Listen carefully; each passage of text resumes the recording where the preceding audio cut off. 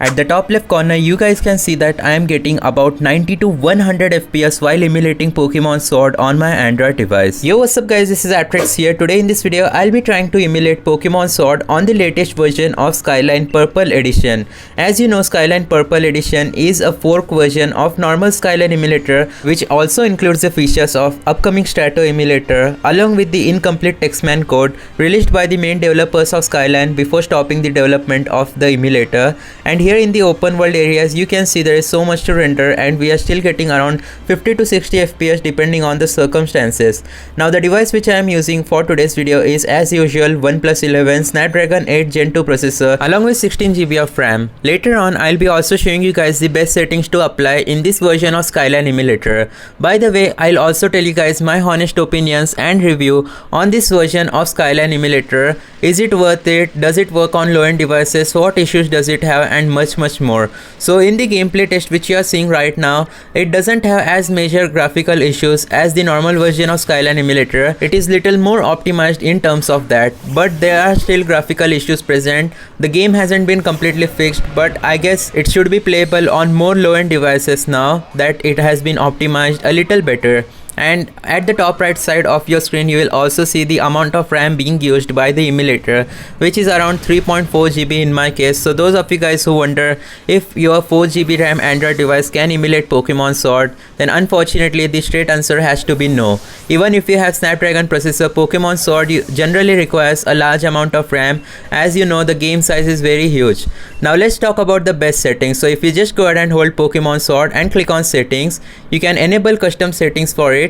Afterwards, there is a new feature where you can export custom settings to text, which will help you guys. I guess in future I'll make a video on it.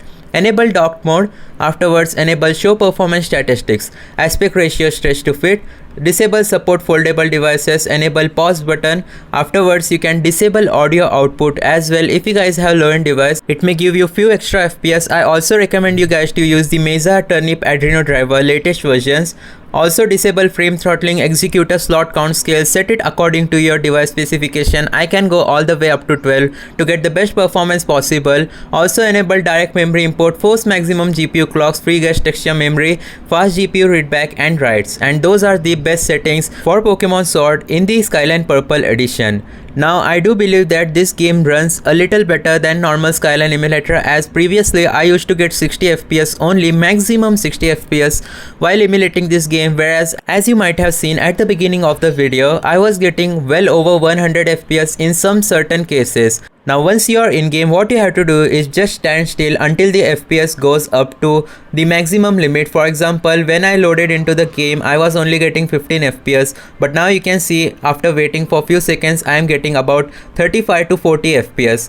Now even though in summer, if your device heats up, it will start thermal throttling. So before I was getting 100 FPS, but at the moment of recording this gameplay, my device has turned very hot. The temperatures are very high, and that's why my device has started to thermal throttle and we are getting less FPS now. And also don't forget the fact that I am even screen recording. So emulating a game at its maximum settings along with screen recording in 4K resolution at 60 FPS, that's how you know my CPU is going to be heating up very quickly. But still we are getting optimum level of FPS. Even inside house, you can see there is lots of things going on. There are minimal stutters and also minimum graphical issues. Now if you do face graphical issues, then one thing I recommend you do is open town map and teleport to a different place, or just restart your game. It will help you get rid of your graphical issues. The graphical issues and texture issues are temporary, so just keep that in mind. And even in busy areas, you can still see I'm getting about 40 FPS. If I stop recording, that will give me additional 10 to 15 FPS. And if the device has cooled down, you already know I'd get more like 30 FPS. So 100 FPS. It's crazy to think that you can actually emulate a Nintendo Switch game at 100 frames per second on an Android device. So that's going to be it for today's video. Thanks for watching. Make sure to hit that like button. Subscribe because I bring similar videos on my channel. See you guys next time. Goodbye.